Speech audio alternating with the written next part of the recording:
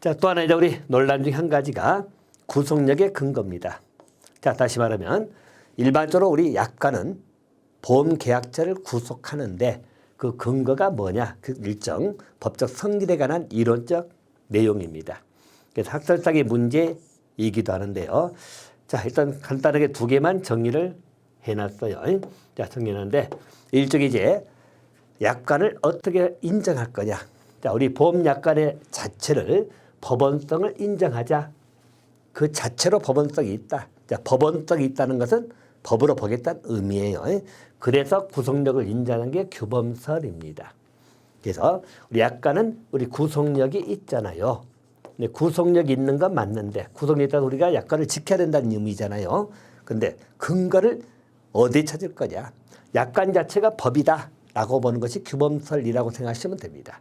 그래서 규범설에 따르면 일반적으로 약관 자체는 그 독자적인 또는 자생적인 효력이 있다고 나와 있죠. 그래서 우리 당사자 의사와 상관없이 계약 내용을 규율하고 당사자를 구속한다고 나와 있죠.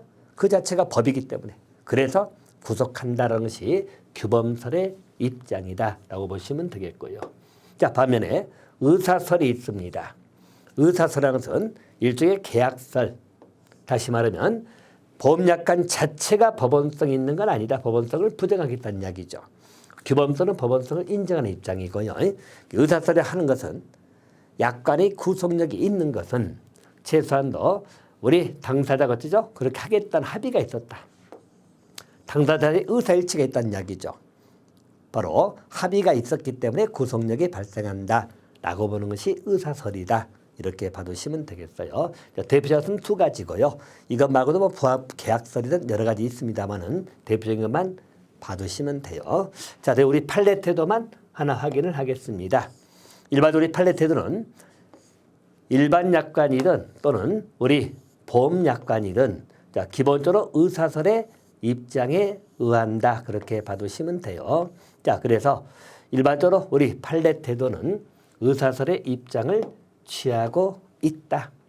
자, 그래서 그 논거를 잠깐 살펴드리면, 자, 보통 보험약관이 우리 구속력을 가지고 있다는 것은 그 자체가 법규범 성질을 가진 것이 아니라, 자, 계약 당사자에 대해서 계약 내용에 포함시키기로 합의를 했기 때문에 구속력이 발생한다.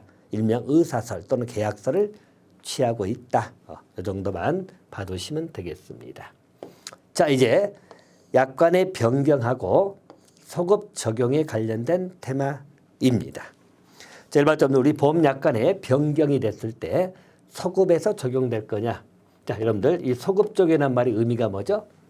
소급 적용입니다. 자, 이 말은 일종의 이제 우리 기간이 이렇게 있는데 자, 여기에서 변경이 됐다는 이야기입니다. 변경이 되면 효력이 이때부터 발생을 해야 되는 게 기본이지만 과거에 발생한 과거의 사건까지 이렇게 뒤로 가는 걸 이걸 소급이라고 하는 것입니다. 소급. 뒤쪽으로 가는 걸 소급인데요. 그래서 변경이 되면 그때부터 변경된 게 적용될 거냐 그 이전 것까지 소급해서 적용할 거냐 여기에 관련된 논의입니다. 자, 일단 약관은 변경을 할 수도 있습니다. 근데 약관이 변경된 경우이지요. 자, 이때는 소급표가 없는 것이 원칙이다 봐두시면 됩니다.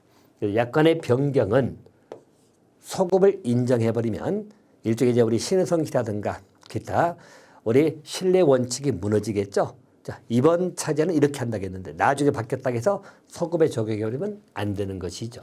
그래서 소급표가 없는 것이 원칙이다.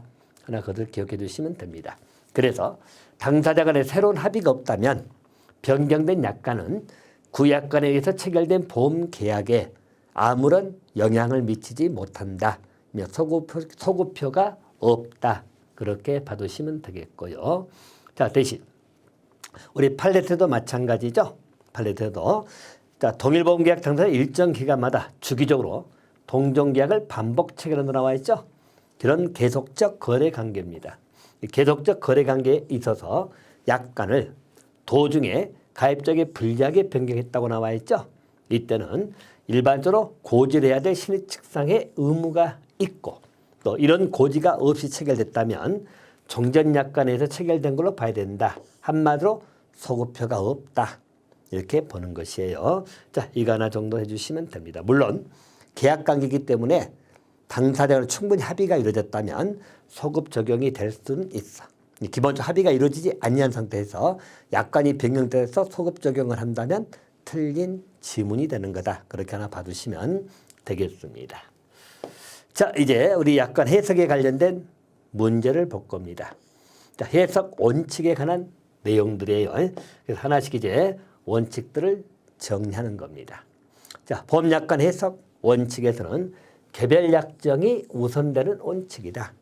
자, 일반점들 약관의 정의에 따라도 우리가 특약을 정하거나 기타 서로 간에 개별 약정이 있었죠. 이 특약이기 때문에 또 개별 약정이기 때문에 이게 더 우선된다. 자, 그래서 계약 당사자가 명시적으로 약관과 다른 내용이죠. 개별적인 약정을 했다면 그 약정이 약관에 우선한다. 하나 그걸 기억해 두시면 됩니다. 그래서 개별 약정이 우선된다. 자, 또 설계사나 대리점이 보험에 대해서 설계서나 우리 안내장을 통해 설명한 내용이 약관상 내용과 상이하다고 나와 있죠. 약관상 내용과 상이하다. 그렇다 하더라도 우리 설계사나 보험 대리점이 설명한 내용이 우선됩니다. 자, 이 말은 약관을 설명하는 데 있어서 좀 다르게 설명하고 또 계약서라든가 우리 안내장 등이 다르게 나와 있다는 이야기죠. 가입자는 그걸 보고 가입하기 때문에 이 규정이 약관보다는 우선된다. 그런 의미입니다. 자, 두 번째, 약관 해석 원칙은 다 신의성 실원칙은 당연하겠죠. 신의성 실의 원칙이 적용이 된다. 그렇게 봐두시면 됩니다. 자, 말 그대로 약관이라고 하는 것은 신의성 실의 원칙에 따라서 공정하게 해석이 돼야 된다. 따라서 고객에 따라서 다르게 해석해서는 아니 된다. 이렇게 나와 있죠. 그래서 우리 고객에 따라서 다르게 해석해서는 아니 된다. 차등의 문제가 발생한다는 이야기죠. 이렇게 봐두시면 되겠습니다. 자, 세 번째 봐야 될 원칙 여러분, 축소 해석의 원칙입니다. 일명 수정 해석이라고도 합니다. 수정 해석의 원칙이다. 자, 축소 해석의 원칙이 약관 해석에는 적용이 됩니다.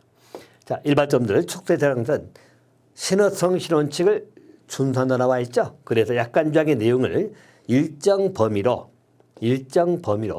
축소 또는 제한시키는 해석 원리입니다.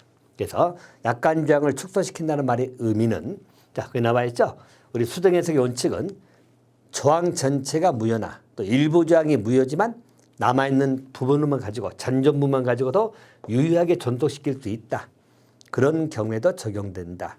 즉 다시 말하면 약간 조항이 뭐 1항에서 이렇게 쭉 나온다는 이야기죠. 그런데 일부가 무효다. 자, 이 파트만 무효가 된다. 자, 그리고 나머지로는 유효하다. 이런 경우죠.